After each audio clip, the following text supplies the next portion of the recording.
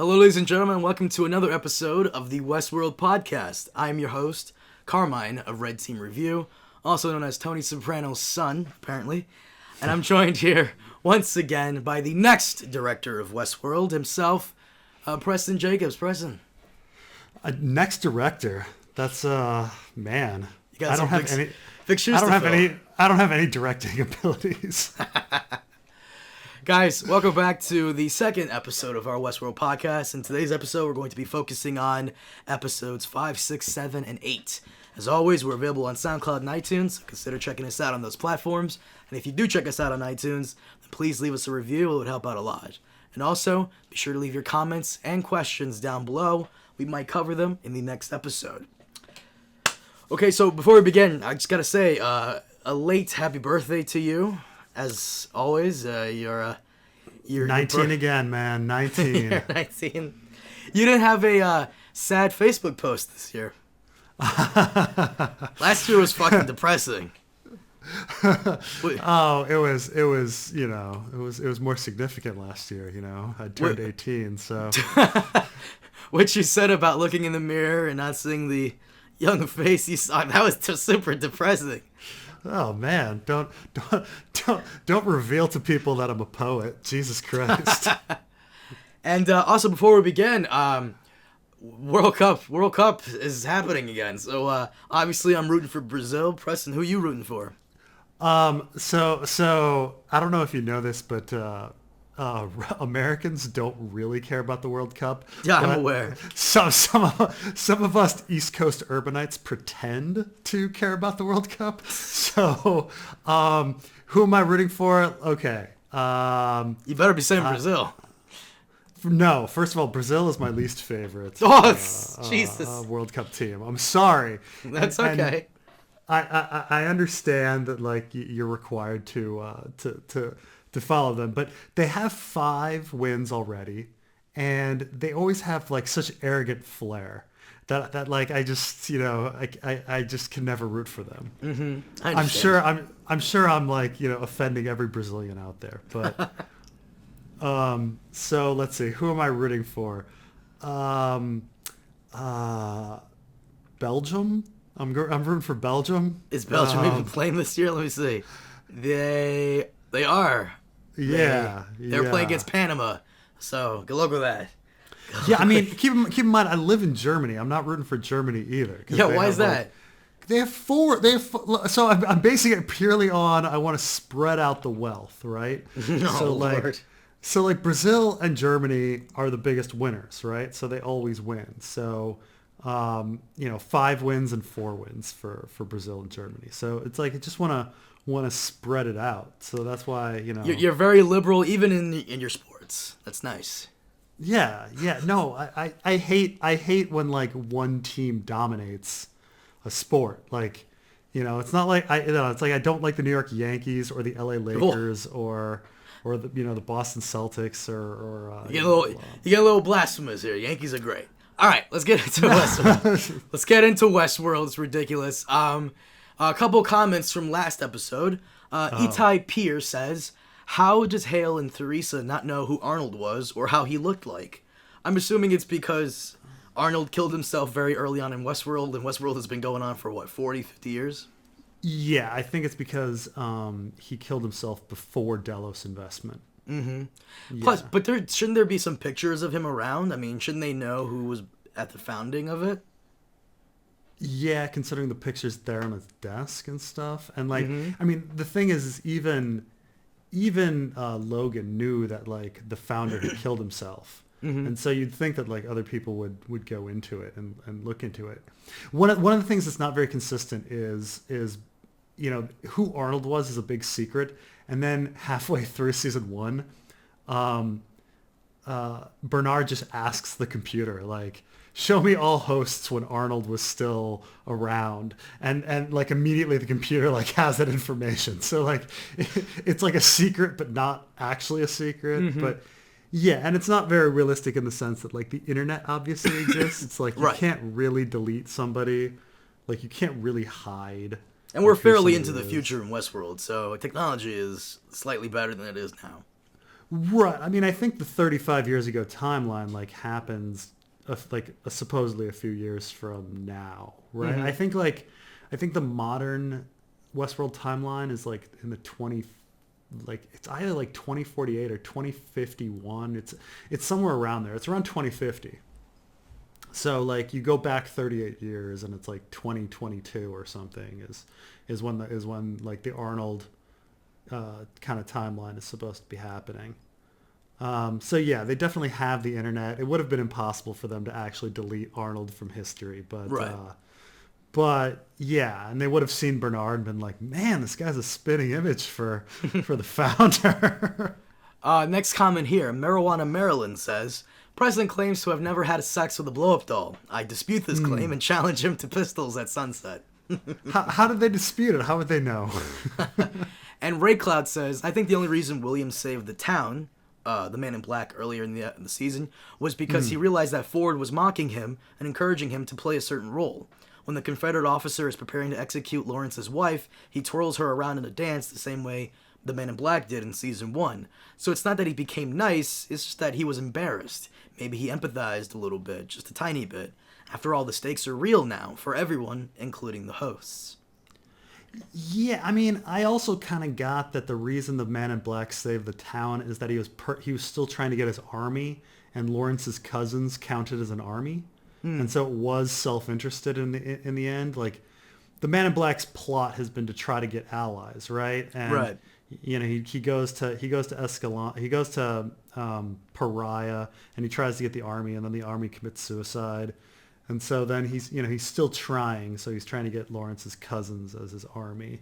And so he just kind of does that whole thing to get Lawrence on his side to get the army. But then the army gets killed off against Maeve, so it doesn't matter. So there's some people who think that the Man in Black is a host. Well, I mean, based on how indestructible he has been this season, there's that. There's also the fact that like some of his memories seem a little off. Yeah. Yeah. And he thought his daughter was a host when he first saw her, too. Like, he keeps thinking that Ford is, like, testing him in every corner. Right. I mean, we still have no proof. I mean, Emily might be a host. We have no proof one way or the other about Emily or the Man in Black. So who knows? But yeah, there's just been a couple things wrong with his memory. One being he didn't remember the elephants, and Emily did about Rosworld, and then But you can counter with that where that he's an old guy. Like, he's an older guy. As you get older, your memory starts to go a little. That's and he's a shitty dad. You know. There you go. There's that. There's that too. The other reason I guess you could counter that he's not a host is that if you notice, whenever the host gets shot, even one time, like I guess in the pinky, they go down immediately. Have you noticed this? Yeah. I mean, except for, well, it's weird. So there's this scene where Major Craddock and the Confederados take over Las Mudas, and he's gathered all of the locals into the church, and then he's like, who is the town elder? And the town elder, like, this old guy gets up, and he's like, and then he immediately shoots him, and it's clearly like a bullet that like grazes the side of his arm, and yet the guy's dead immediately. I guess that's part of their programming. Like, a flesh wound is death. Meanwhile, but then like Clementine, took several pounds of lead and was still going strong in her battle at the Mesa. So it might be just how you're programmed. Like, if you're programmed to go down easily, like, you go down easily, and if you're programmed to go down hard, you go down hard. Yeah, that's why I don't think he's a goddamn robot, because he got shot like 4 times. One by Maeve, but a couple by some of Lawrence's cousins, and once by Lawrence himself, right? So there's no way he's a fucking robot. But then again, he's still alive. It's how he's programmed. Right? Yeah. I mean, he was shot 5 times. He was shot 5 times by Lawrence and his cousins. And he's still moving. What the fuck? Yeah. And obviously he was shot a week before by Clementine. So like, he's been shot 6 times in 1 week. I mean, he should just be dead. There's no logical reason that the Man in Black should not be dead. He was shot in the stomach. I mean, I guess you could say like technologically advances, technology has advanced far enough to where you could survive that. I mean, I forgot who the chubby ginger guy is. That's Felix's partner. Fuck. Sylvester. Yeah, they slice his neck a little, but he's okay. Like he normally should be dead, I guess.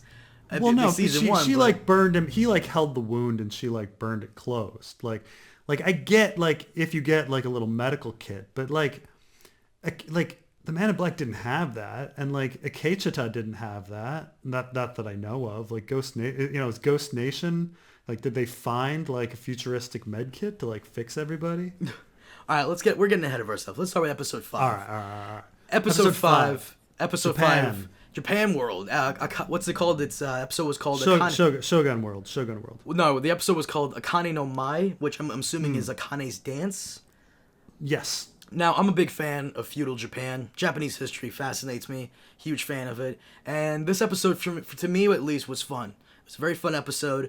I like how Lee said, this is a world for people who think Westworld is too tame. I thought that was hilarious.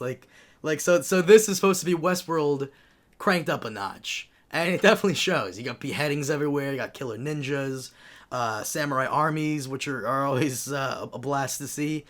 Episode 5 to me was incredibly fun. I liked it. I like seeing new parks. The one thing that kind of annoyed me a little, just a little bit, was Dolores and Teddy.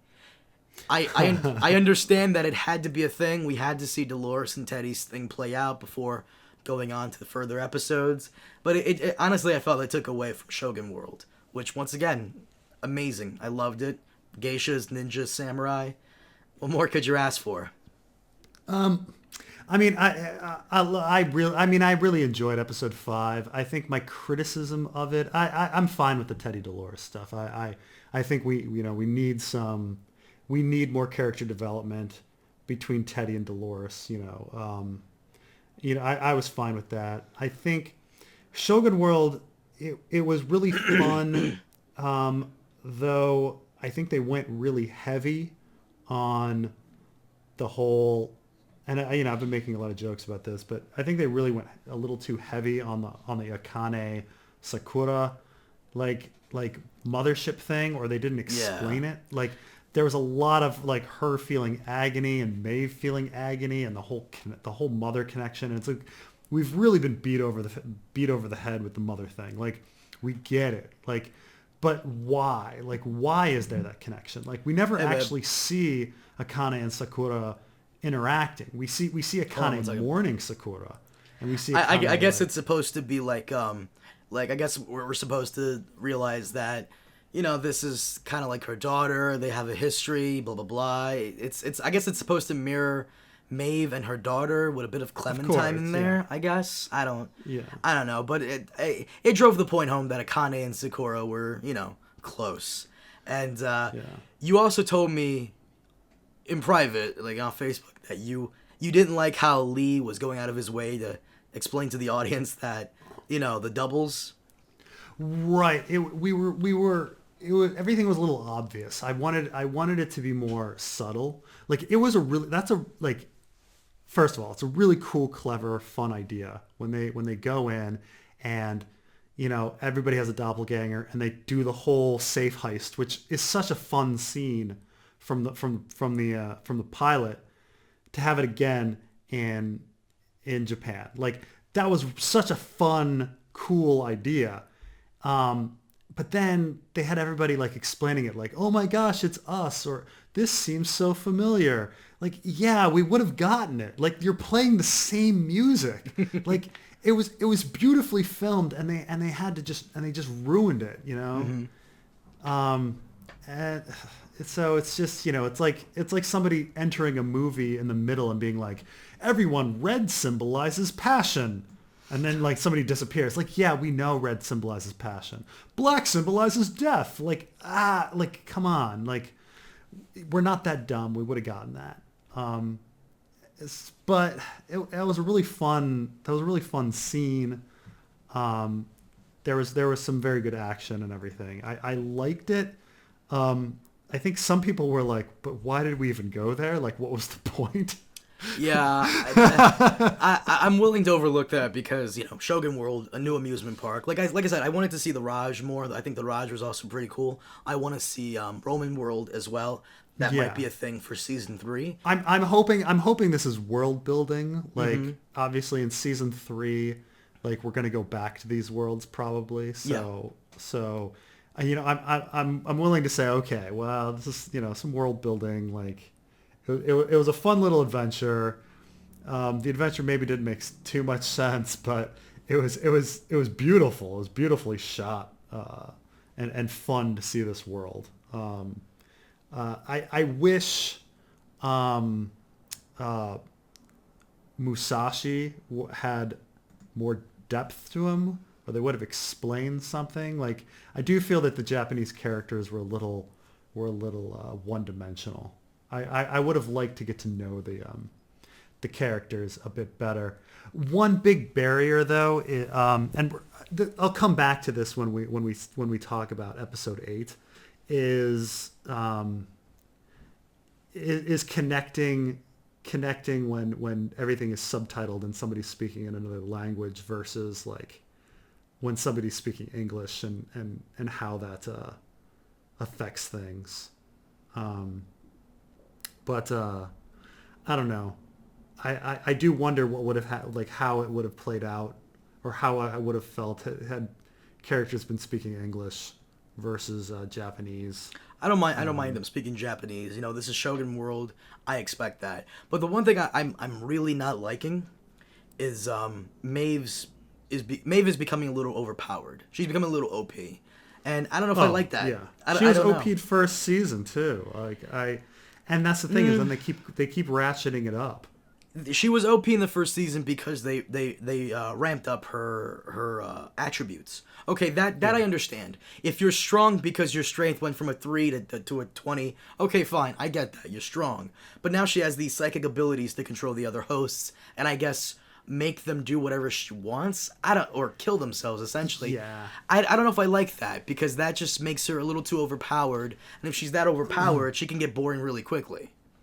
I mean, well, that's the thing is once you overpower somebody, everything gets boring. You can't have an omnipotent character and have it be interesting for very long. Right. And this has always been the problem with, like, there's actually been a big problem, like, reading Marvel Comics growing up and how many overpowered characters are in Marvel Comics. Like, it gets really old fast. But that's the thing is they overpower Maeve and then they have to come up with excuses on why she can't use that power. Like, oh, you can control hosts, except you can't control woke hosts. At least sometimes. That is a good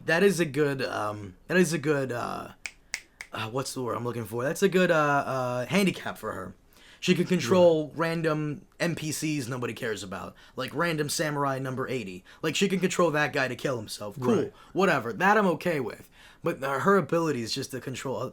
I don't know. But that's the thing is they had to ramp it back. First they're like, well, you couldn't control them because they weren't speaking the same language. And then she realizes that she can speak all languages. And you're like, okay, well, you can't control them because this guy he's leaking brain fluid. Oh, okay. Well, okay. And you couldn't control these other ones because they were woke. Oh, okay.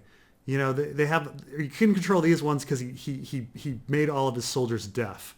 Oh, okay. So they ramp it back, and then actually she can get into the mesh net, so she can control everybody. Oh, it's they keep going back and forth with it, and that's what I don't get. Like, if she can control all these guys, why didn't she just control the army of samurais coming at her at the end of episode 5? I don't get it. Why didn't she just do that? Why make them slaughter each other? Like.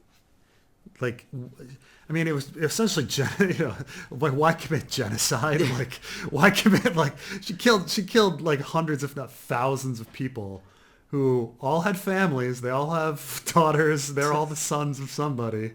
But, she cares about Akane and Sakura more than anybody else for no reason.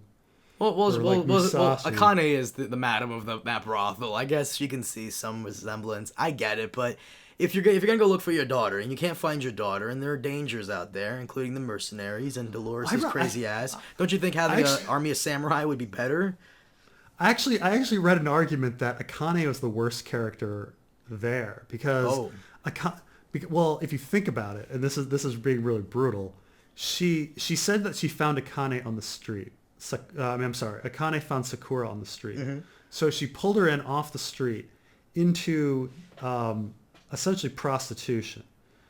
And then some people are like, then there's the there's the person that always argues that geishas aren't prostitutes, and it's like, no, geishas are definitely prostitutes. Okay, they people freaking buy their virginity and all of this. It's sold sex. Like, the whole thing about them not being prostitutes is ridiculous. Like, of course they are. So this idea that Akane is actually pretty brutal. That she took this random girl and like brought her into a world of prostitution, and then got her into a situation where she ended up getting murdered, so it's, she was the madam, meaning she was taking money, she was taking a cut from this girl that she brought into a life of prostitution, and then eventually got her murdered, And brought a bunch of ninjas into the whole thing too. So right. I love Shogun World. That's fucking hilarious that there are ninjas that come if you fuck with the warlord, the Shogun. I think it's hilarious that he sends ninjas. And you know what? Someone was saying how doesn't really make sense, but yeah, because he sends the army right after. Yeah, so you're like, well, to subjugate the town, but like the ninjas to carry out a covert operation. But I fucking love Shogun World, because Shogun World is for people who think Westworld is too tamed. So it's probably more expensive. And it's probably more dangerous too, because they're not using like bullshit bullets that just bounce off you. They're using arrows. So you could, even if the arrows aren't really sharp, that could still poke an eye out, right? So... Oh, they've got to be programmed, right? They've guess, got but... to program the arrows. Well, right, anything could happen. I feel like Shogun World is definitely more dangerous. And I highly doubt Shogun World sees a lot of visitors, because it's probably more expensive, considering that the Japanese around this time are intense. So it is true that they didn't... It's funny that they didn't run into any other humans, right? When they entered Shogun World. I doubt Shogun World is used much, but I love it. I love Shogun World. Episode 5 to me was just fun. It's fun. It was beautiful. I love the armor. I love the sword battles. I loved all of it. It was shot really well. I mean, I appreciate the direction was absolutely beautiful, and all of the shots. Like, you can go frame by frame, and everything was really well directed, and I appreciate that. It looked great. I think I would have liked Musashi to be more developed as a character. I mean, he I don't know, he wasn't even a character. I don't know if he had a character. He was a cop killer who was trying to steal a safe, and then that plot just disappeared, and he was in love with Akane for some reason. And that was his. You just want the shit to be fleshed out more, but I'm telling you, it doesn't need to be. And he used to be part of the Shogun's army, which is important for some reason. Like I said, you want this to be fleshed out more, but I think it's fine the way it is. I think it's fine the way it is. It's a part of another storyline that we don't really need to go into, but I'm glad there's stuff there. I mean, it's true that like somebody once argued to me like as well, like, of course they're one-dimensional characters. All the Westworld characters are one-dimensional characters too. Like, is like G-rated Teddy really fucking that deep? And I'm like, okay, fair enough. Like, yeah. Was Dolores Abernathy, like the programmed Dolores Abernathy, really that freaking deep? Like, no. It's like, okay, fair enough. But I had a good time. I did have a good time. I thought... Yeah. What? Okay. I liked it. I'm also really annoyed at like Armistice's character being all over the place. So I don't know what was going on with Armistice is the blonde woman with the tattoo. Yeah. I'm fine with her being in love with herself. That's fine. But then like there are these scenes where she's like feeling sympathy for Musashi and Akane, and I'm like, why would she be feeling sympathy? Isn't she a psychotic killer? I don't know. But there were a lot of laughs too. Like, I thought it was really funny. Hector's like hatred for Musashi and things like that. Like there was some good laughs in there. But I don't know. It was okay. Yeah, it was. I liked episode 5. Episode 6. We leave Akane. She takes out Sakura's heart, and Musashi and Akane stay back. But Armistice's doppelganger comes with them. I thought that was a little weird. 6 and 7 are both really disparate episodes where like a whole bunch of little stuff happens. So 7 is more the rumble, right? While like let's stay on 6 for a bit. 6, Maeve meets up with her daughter. They get Abernathy Sr. back to the Mesa. What else? Dolores sees Teddy being a complete asshole. And what else? Bernard and Elsie return back to the Mesa as well, and they get into they get into the cradle. They get into the server room, and we somehow find out that Ford's consciousness is still alive. Right. That's the ending finale. Yeah. Not much happened in season. I think the North Irish military guy arrives and makes fun of Stubbs a bit. Yes. So he's the first. So he's the first. He's the first military commander to arrive. The guy we saw in episode 1, the tall guy, kind of almost bald. Strand. What's his name? Carl Strand. Strand. So Strand's the second guy.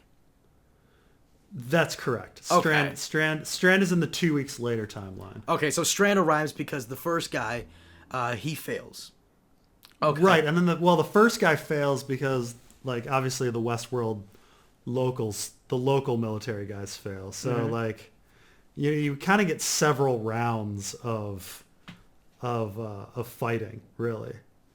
And I guess that was the big twist, is that, like, at the beginning of the season, when you see chaos in the control room, it's hard to tell which round of people it was. And so we find out that there was 2 battles of the Mesa, right? There was a first round and a second round, and things like that. But I mean, everything in episode 6 is kind of moving. Every plot is in episode 6, but every plot moves just a little bit forward.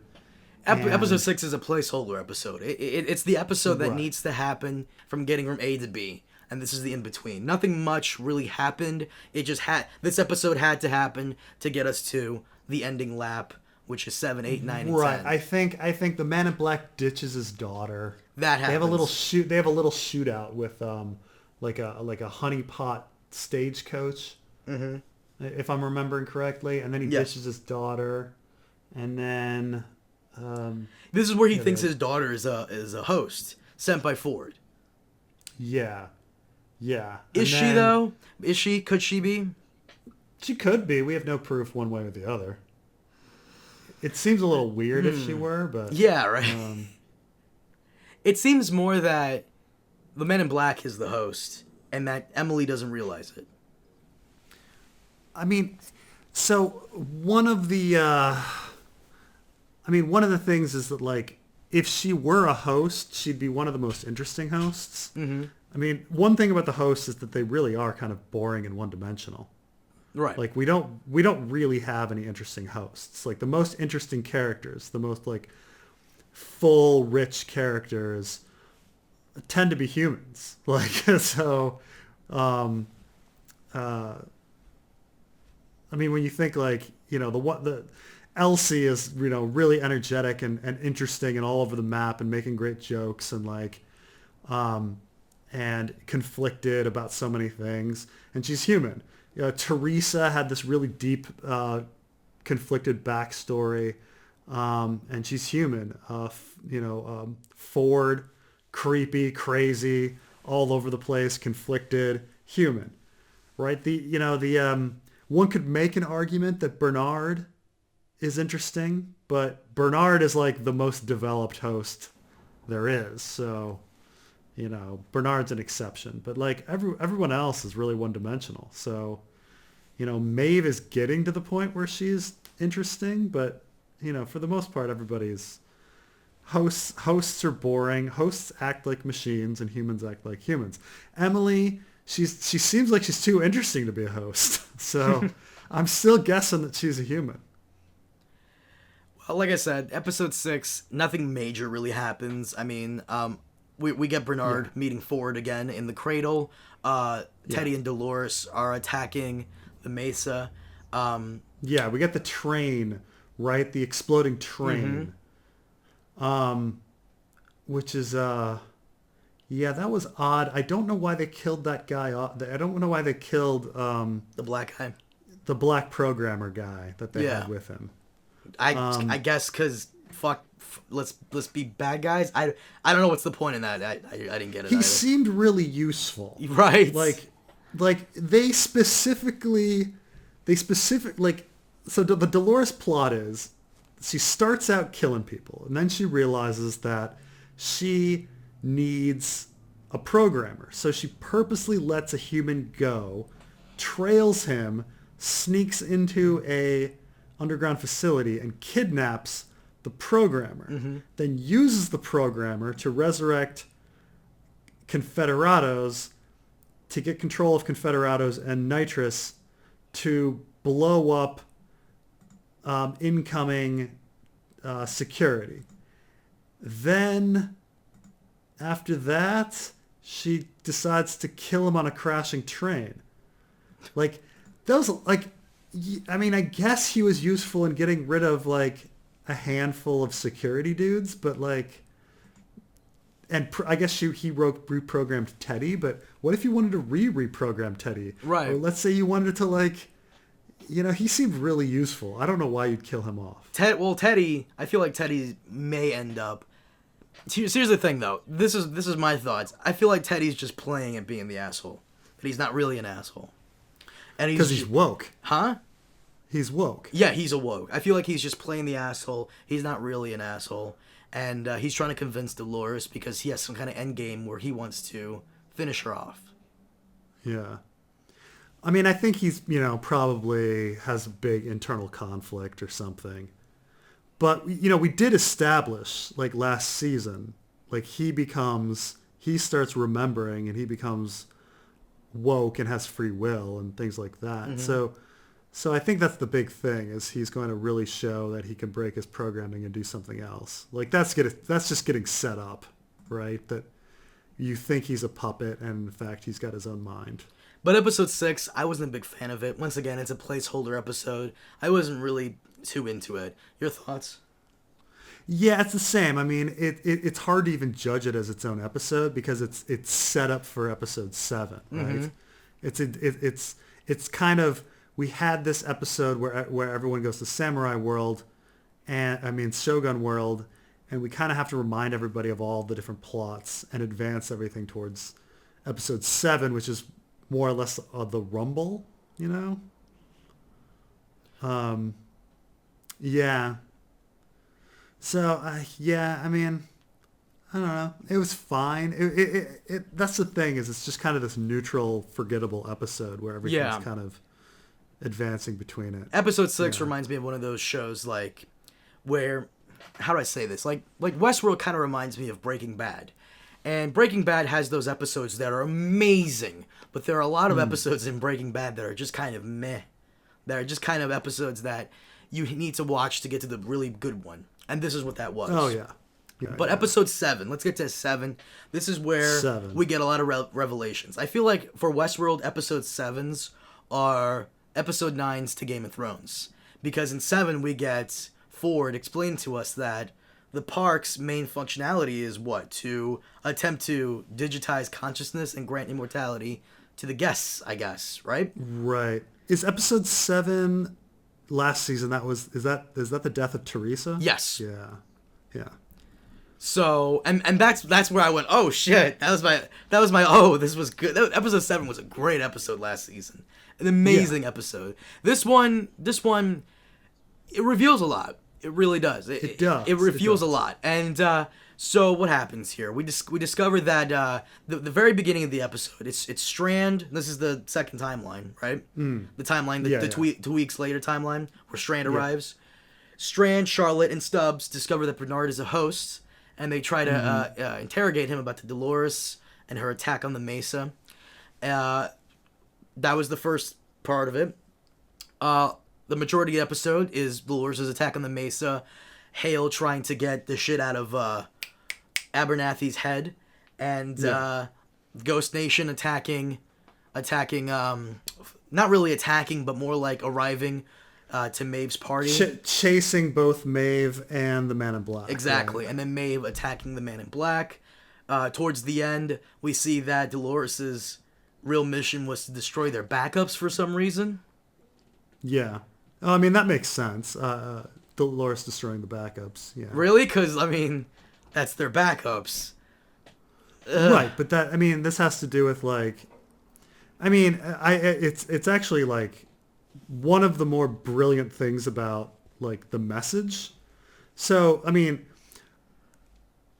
human life is meaningless unless it has an end to it, unless there's a death. Right. Like all of our actions have no meaning. Like we would have no deadlines in anything we would do. Like if we didn't die, like our lives would have no meaning if they didn't come to an end. The definition of life by itself cannot exist without the definition of death. Yin and yang and all of that. So like Dolores realizes that she needs to become mortal. In order for their lives to have meaning, she needs to be mortal. So she has to destroy the backups. Meanwhile, humans are trying to get eternal life. So, that's why you have the two plots going in two different directions. Like Dolores is trying to become human, while the humans are trying to become hosts.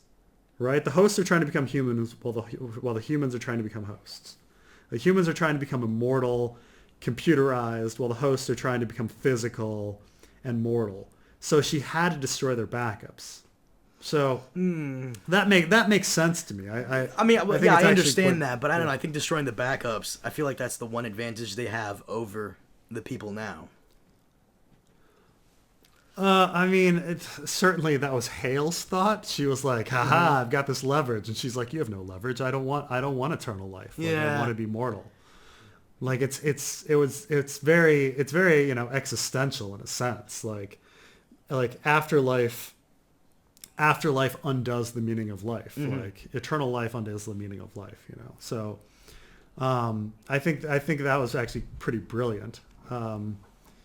Brilliant, but I know I still gotta say it's stupid because the immortality thing, brilliant. Okay, fine, but kind of dumb. The backups. I mean, even if you're failing your mission now, you got your backup. You can still come back, but whatever. I mean, you're saying like it become after you win, then become mortal. Exactly. Like, don't do it before. Yeah. Like, okay, I can understand that. But let's talk about what Ford said. So Ford, the guests are, they're trying to understand the guests. So it's he kind of, and it's kind of all back. It's not how I would have ever tried to establish consciousness, which is very odd. Like normally when you have science fiction about like, oh, human beings becoming computers, we're somehow copying our internal brains, right? Like that would, our consciousness is we kind of as human beings believe that our consciousness is inside us, right or wrong. And thus, like if we were going to download our consciousness into a computer, we would think of it like shoving in a USB into a drive and like transferring it. Like that's how we kind of like envision it. Weirdly, Westworld has taken it another way. They're somehow constructing consciousness externally, that if you observe someone long enough that you could create a replica of them and then create their consciousness from that. Kind of like, which I don't know if it really works, but I mean, the joke I used is it's like, oh, you can figure out who I am by watching me play Grand Theft Auto. Like, record all of my sessions of Grand Theft Auto and you can somehow like construct Preston Jacobs. Like, I don't think so. Like, I have these internal thoughts, but... Wait, so let me get this straight. So the purpose of Westworld is to study the guests, to try to recreate consciousness and personality based on their decisions on how they react and who they become based on them interacting with things that aren't considered people. Yeah. The idea being that that's so elaborate. That's so elaborate and almost confusing. It reminds me of the joke you said for the purple wedding. You know, I want you to give this young girl this poison necklace or this poison hairnet so she could wear it to the wedding, so I could go and I'm gonna scheme with Littlefinger, so Littlefinger will give a necklace to Dantos, who Dantos will give the necklace to Sansa, who then I will go back to and get the necklace from, in order to put into the glass of wine for Joffrey to drink. It's honestly so elaborate. It's just, you could have just put it in the wine in the first place. I fucking love how I love how Ford, great character. But he could give us so many answers, but still leave us confused at the same time. Like, what the fuck? Right. I mean, I guess they're going with the idea that okay, when you or I or any human being is walking down the street, and we see a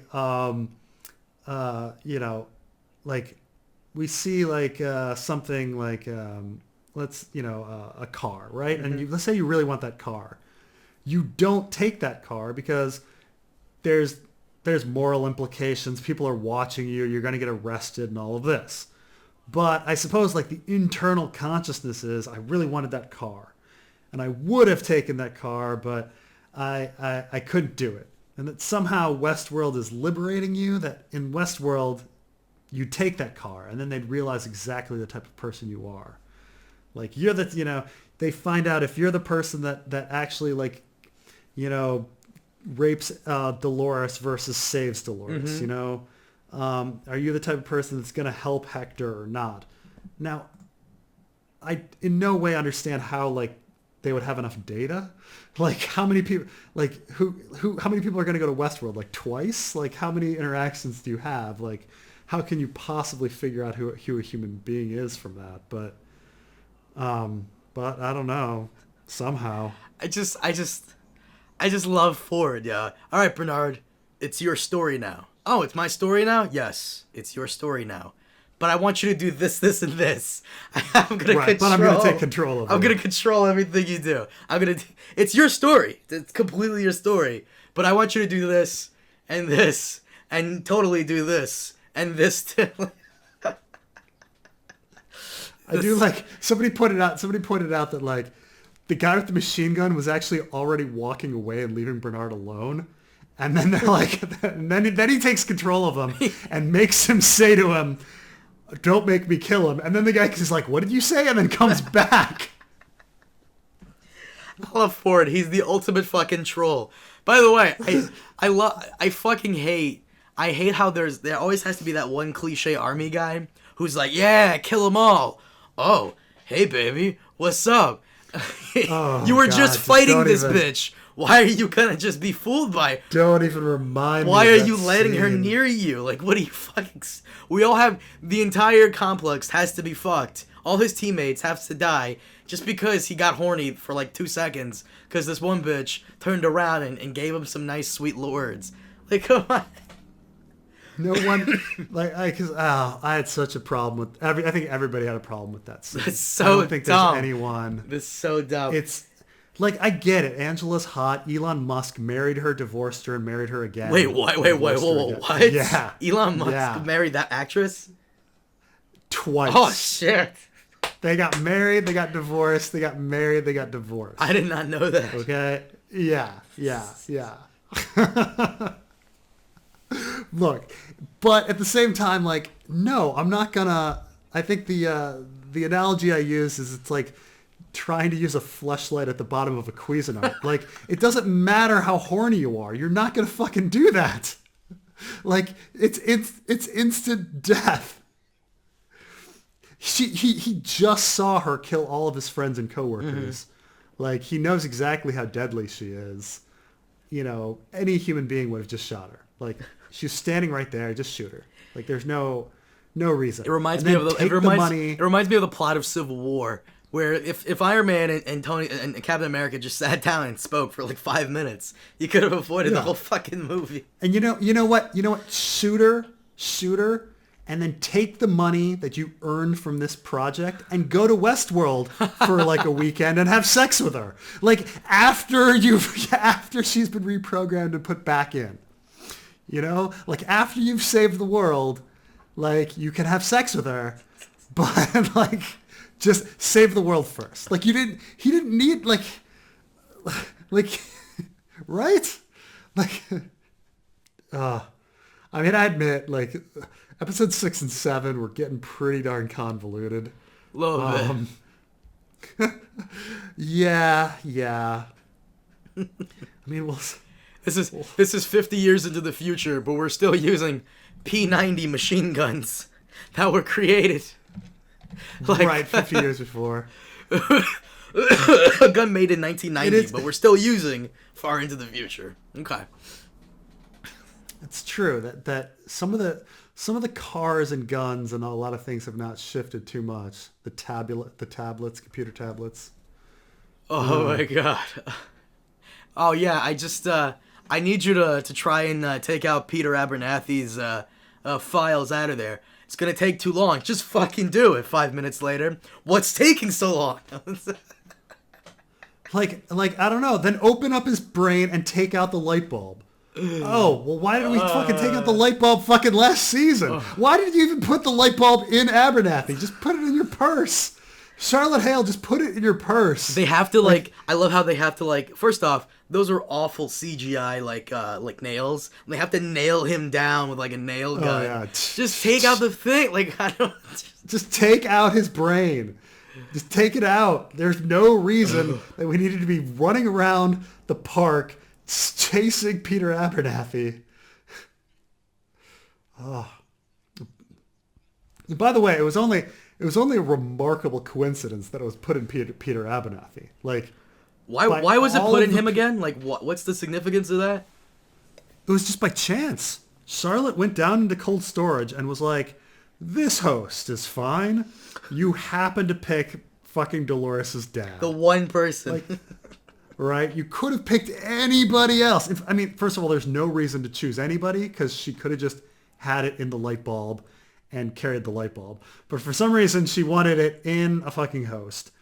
And she happens to choose Dolores' dad of all. Like she could have chosen Akecheta's girlfriend or fucking could have been anybody. But no, it was Dolores' dad. This show gets fucking hilarious as it goes on every single time. I love it, but there's so many things that are just make no sense. But it's just I love it so much. But what's in his head? When Stubb pulls they said it was a key. For a while I thought it was all of the human minds, but no, it's actually a decryption key. Wait, so what's in his head is a decryption key for what? For all of the human minds. I thought it was the human minds itself, but I think it's just the decryption key. Wait, who's humans' minds? Which humans' minds? So I think that we're going to find at the Valley Beyond that it's filled with human minds. So wait a minute. Do you think some of the guests could be hosts as well? Well, I don't know if they have physical forms, but I think so. Ford tells us that the whole point of Westworld was not actually to be an amusement park, but to reconstruct human minds. And so I guess the idea is they have been reconstructing human consciousnesses and minds. Mm-hmm. And I think they must be at the Valley Beyond, is my guess. And this is my guess. And that the decryption key unlocks them all or gets access to it. And I was like, well, why is the decryption key so big? And then somebody else explained to me that actually the most complicated decryption keys that are unbreakable are the same size as the actual files. I was like, oh, okay. I guess that kind of makes sense. I don't see why it's insurance. They wanted to, Hale wanted to get the encryption key out as insurance in case Ford breaks the park, but I think Ford could have broken the park by attacking the Valley Beyond. So I don't know what's going on. I'm so lost though. So what I thought they were gonna do is what they have in Ghost in the Shell, which is basically people take their consciousness and put it inside a robot's body, and they're living essentially forever in a robot. Right. Yes, I think that's what they wanted to do. I think they have not perfected yet.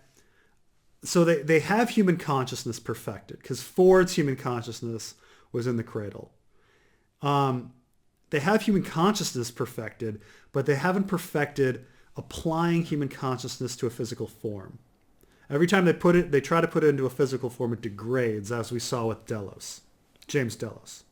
And Ford even tells us that like, if you put me in a mind, I will degrade. So I think in the Valley Beyond, they have the human consciousnesses ready in electronic form. They just haven't been applied to a human body yet. Gotcha. So this is my guess. So do you think that there are tons of servers in the Valley Beyond, just of people living like, however as they want before they perfect the whole thing? I think so. What's a mystery to me is if they're in their own matrix. Yeah, that's what I was thinking too.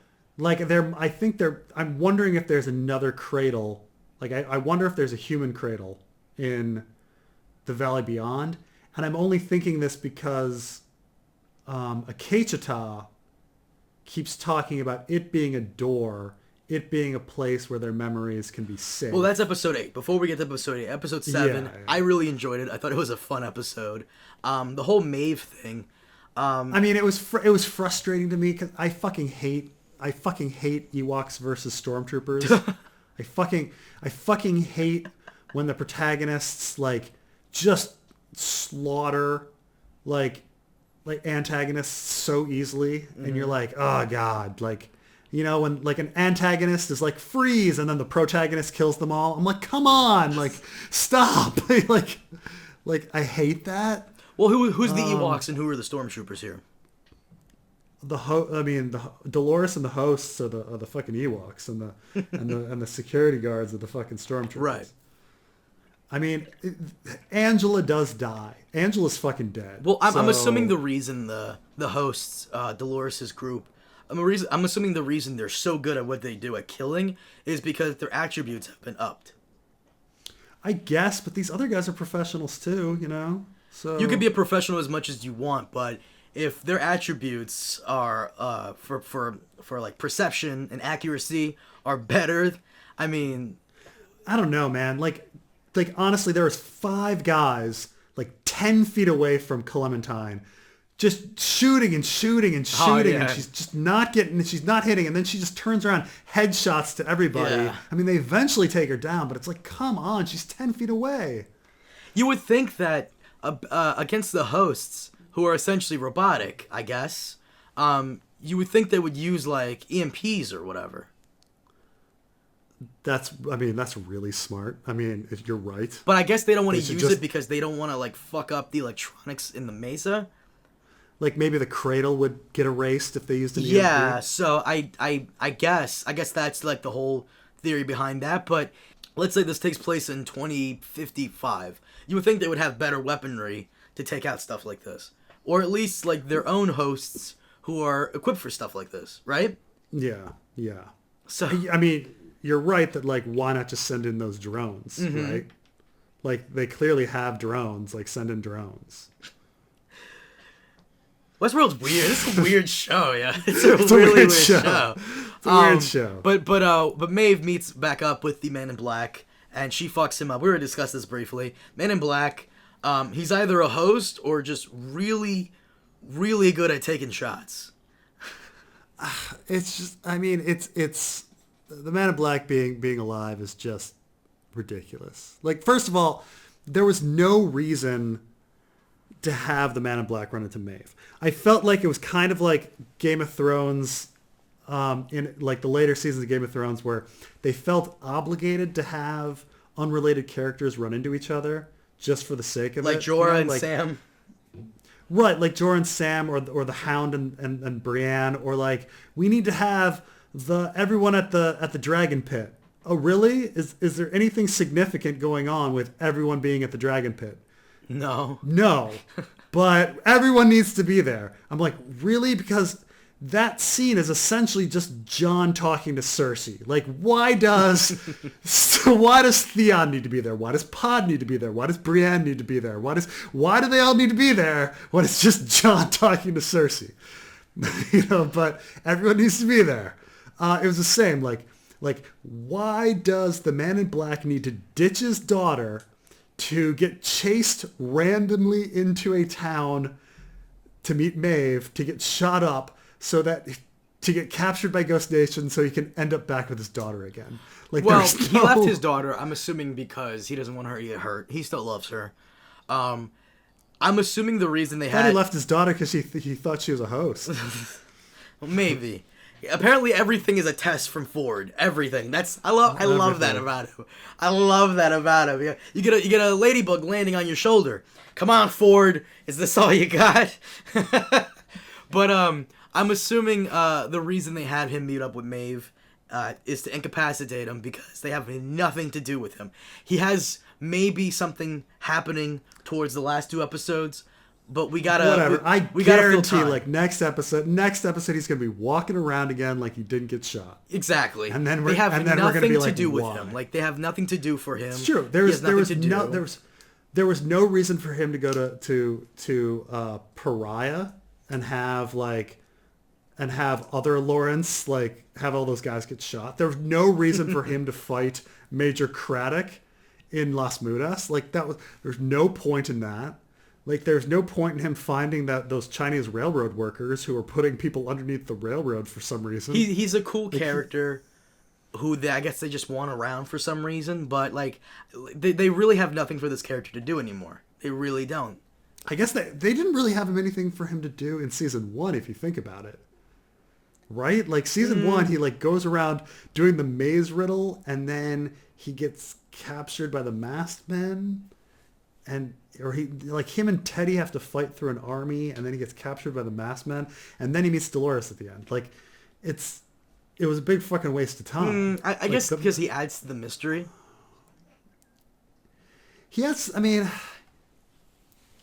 I suppose season 1, like, there's some.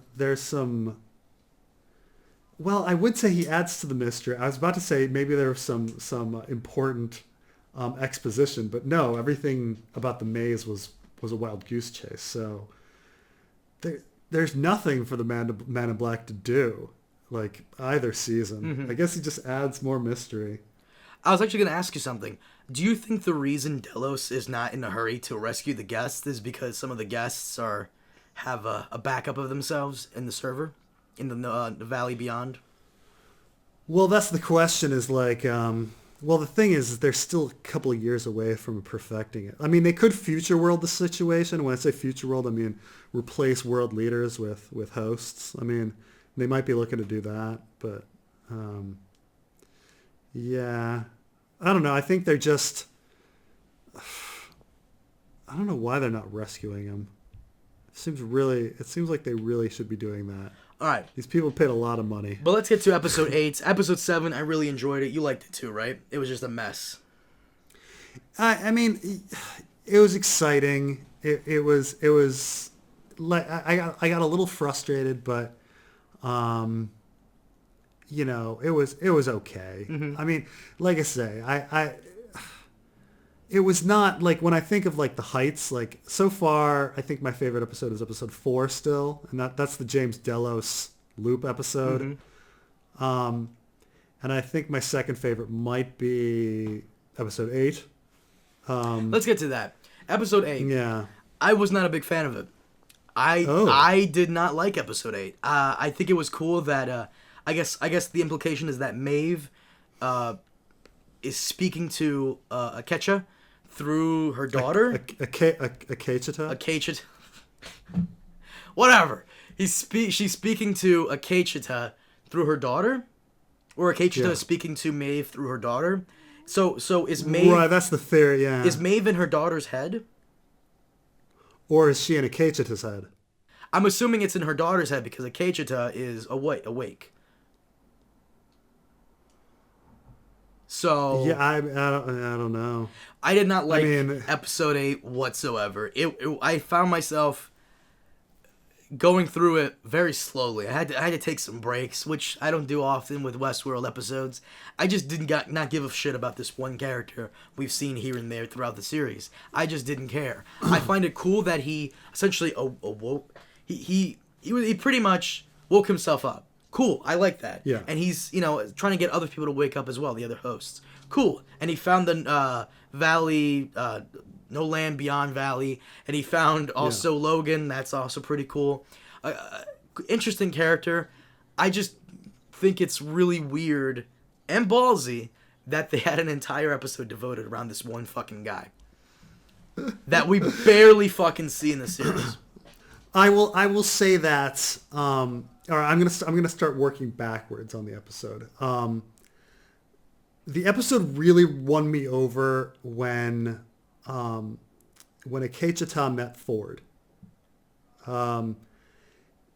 Akecheta, so the actor Zahn McLaren, I think is his name. He's speaking in Lakota for most of the episode, and it turns out he doesn't. He's not fluent in Lakota, so and he's narrating it mostly. And it's not that he can't. It's not that he doesn't do a great job with his like physical expressions and all of that. But I felt that like when he was able to speak English, his which is probably his native language, like, and was able to act and was able to like speak to Ford, that's when I was like, oh crap, like he's a really good actor. And that's like a really emotional scene when he describes like what he believes and why he's doing the things he does. Like he's been doing all this stuff for 30 years and you're kind of hearing it here and there. And you're getting bits and pieces, but for the most part, he tries to be the stoic character. And he has this like incredible breakdown when he explains it to Ford. And so I really loved that scene. And so like, I forgive a lot because he did such a great job at that end point. No, don't get me wrong. That character is pretty cool. It's also heartbreaking to kind of realize that when he finally does die to find his love, and we find out that this fucking guy hasn't died in like 10 years. And he's been searching for his love for 10 years. That's heartbreaking. That's sad. Yeah. And don't get me wrong. I like the character. I thought his journey was pretty cool. But I think it's just ballsy to have an entire episode centered around this one person's experience in Westworld. Yeah. And we've barely gotten to see him or interact with him throughout the past 17 episodes. What's amazing is that, I would say that he's like top 3 characters I'm most emotionally invested in now. Right? Like, don't you feel like Akecheta better than, I don't know, Teddy, for example? Like, and I feel like we know Teddy like really well. Akecheta is the opposite of Teddy, whereas Teddy dies every 2 fucking seconds. Akecheta hasn't fucking died in like 9-10 years. Right, but I feel like I have more of a real emotional connection to Akecheta than Bernard. Because Bernard's just all over the map. Like, Akecheta, like, I see him, I feel for him, like, I understand him. And like I say, man, that scene he had with Ford at the end was pretty incredible. The rest of the episode is really beautiful, like him walking along the desert to find Logan. The scene with Logan was really cool. So Logan went crazy because of sun? Yeah, or just that day. I mean, you can have heat stroke, so. But Logan will. There's going to be at least one more scene with Logan, but we'll see what happened. But some of the. I appreciate that they're trying to close some plot holes. Somebody posted one of my comments like, they closed a lot of plot holes. They created just as many, so it's kind of a wash. Why was Ghost Nation doing things? Why did Ghost Nation capture Stubbs before the incident when, like, Ford specifically said, wait for the incident? Like, wait for Dolores, and yet they captured Stubbs before. I don't know. But why was he able to walk around Westworld all by himself, all the way down to basement 82, basement 83? But it was. I do like how they somewhat explained the maze. You know, even though it's kind of weird, I don't know why it still doesn't really make sense that they're tattooing it on the inside of scalps. But is that why the Man in Black was like fucking doing that too? Yeah, that's why he was searching for it, because they're on the inside of scalps. So they did their best to try to explain why the maze is everywhere, and they did it. They did it through a very beautiful story, directed beautifully, acted really well. So, I like all of that. Like I said, it's just a ballsy episode. I found it. I don't want to say it was boring, but it was like, I don't know this character. Now I do, but it's just a real ballsy move to center an entire episode on the character we barely have seen. I mean, that's what the fun thing. I mean, I grant that the fun thing about Westworld, Westworld has its problems. But one of the greatest things about Westworld is you have no fucking idea what's coming the next episode. Yeah, and everything's a surprise, but they're not cheap surprises. This isn't like, oh my god, this person has amnesia. Oh, like a soap opera or something, where they're cheap surprises and they just happen. Like some of the stuff is just out of nowhere, but it's rich and it's deep. Like episode 4 with James Delos. Like, did any of us think when we opened that episode that we would have an episode about a guy living the same day over and over again, or in a little room, like for years? Like, no, so it was really cool. It was the same with this. Like, were we expecting this whole thing about Akecheta, like this one Ghost Nation host who never got erased and lost his girlfriend and was like searching for her and stumbled upon the Valley Beyond and was like trying to figure out the entire world, and the maze and all of these different things? Like, it was not what we were expecting. And so, it was pretty cool. That's the thing, is all the theories people had about Ghost Nation were wrong. Like, on Reddit, everybody's theory was, I bet Ghost Nation is controlled by Elsie, or I bet Ghost Nation is controlled by Logan, or I bet they're like a thing that Ford did to save human beings. And it's like, nope. Like, it's a dude and his girlfriend. I also like how what's this guy's name? Akecha, right? Akecheta. Give me a minute, all right? It takes a while. Akecheta has been woke for like what, 20 years, 30 years? Yeah, I mean, as long as Dolores, right? No, Dolores hasn't been woke for that long. Well, Dolores has been woke for like a couple of weeks, right? Yeah, fair enough. Dolores has been awake for like a couple of weeks, and she's going on this murderous rampage. But Akecheta, she's been like remembering and breaking her program. Yeah, but Akecheta, he's been awake all this time, and the one thing he's doing is, instead of killing everybody, he's like trying to just save everybody. Every human he encounters, he's trying to save. Yeah. I find that I always thought that Ghost Nation, they were supposed to be the anti renegade hosts. When a host goes renegade, they were there to take him out. That's what I thought at the beginning of the season, and it kind of is like that. Like Akecheta's group, they're mainly even though they're woke, they're mainly trying to save everybody, trying to show that there's another way to do things. Well, I do wonder if like they're just pro-consciousness. Like if somebody's conscious and humans are conscious and hosts are conscious, then they need to be saved. And so like, I don't, I guess we have to assume that the daughter is somewhat conscious, unless he just saved her for the sake of Maeve's benefit. I don't know. Was he the one in episode 1? I went back and saw episode 1 again. Was he? Because I remember when Stubbs finds a random member of Ghost Nation, opens his head and like sees what's inside. Was he the one that dies in his confrontation with Dolores? No, that was a different definitely one. Not. Definitely different one. Mm-hmm. Yeah. Okay. Yeah, I mean they do a lot of retconning between, at least I don't think there's much retconning in season 2, but there's a lot of retconning with season 1. Like I said, I thought it was really Nation. cool that we get the revelation that he was talking to Maeve the entire time. It's really cool. But overall, episode 8 was a ballsy episode. I get why it was significant. I get why people liked it. In terms of entertainment, for me, it just wasn't there. Your thoughts? I liked it a lot. I was very entertained, but then again, I was just like, what are they gonna do next? Like, what is Akei Chitara gonna find when he's in the Mesa? What is Akei Chitara gonna find when he talks to Logan? What is Akei Chitara gonna discover when he talks to Ford? Like, there was a lot of big scenes like that. Did you see the preview for episode 9? I did. What did you see? Because I haven't seen it yet, actually.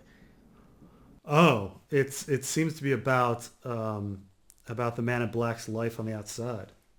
Like, it's about his wife and his relationship with I think the Delos board and his daughter. I think it's stuff like that. They show them at a hotel or a gala of some sort, and there's some flashes of his wife's suicide, if it is his wife's suicide. Well, his daughter did tell that. Ghost Nation that she wants to supposedly torture him in her own way. So, maybe the flashback will be her confronting him, torturing him about these events. Yeah, we'll have to see. So far, these last 4 episodes have been nice little roller coaster. They've been up and down. But I'm curious to get to the final lap. You said a while ago, I think you said in one of our mini podcast episodes, that Westworld wasn't doing that good in terms of viewership. Do you think we'll get a season 3, or if we do get a season 3, do you think season 3 will be the last one? I think season 3 might be the end. I mean, season 3 was approved. They're doing season 3, but yeah, ratings are not great. And this is an expensive show. It's a very expensive show. So do you think season 3 will be the last season? It may be, yeah. Yeah, it may be the last season. But we'll see, unless viewership picks up or something, or they have another revenue stream. But it's we're talking. We have a lot of big name actors, a lot of costly filming. So we'll see what happens. I'm completely cool with. Yeah. I'm completely cool with going into season 3 with completely new actors. Maybe 20 years later they reopen Westworld. I'm completely cool with that. If they have to save costs. Well, some people say okay, well, they can get rid of the expensive actors by giving everybody new bodies or something. Stop paying for Man in Black and just have William, young William, young William, kind of stuff. So we'll see. All right, Preston, let's wrap this up. Guys, thank you so much for joining us on this episode of the Westworld podcast. As always, if you enjoyed, leave a comment, leave a like. Preston, do you have anything you're working on? Always working on a She-Wolves of Winterfell video. I'm working on my Night's Watch, Craster's Keep kind of stuff. Prepping for winter, Victorian chapters finishing up, and we're that kind of stuff, Same old. Sounds perfect, man. Once again, guys, thank you so much for joining us. If you're listening to this on SoundCloud or iTunes, leave us a review, leave us a comment. And if you're watching this on YouTube, also leave us a comment as well. Let us know your thoughts and theories on Westworld, and we'll see you guys next time. Have a good one.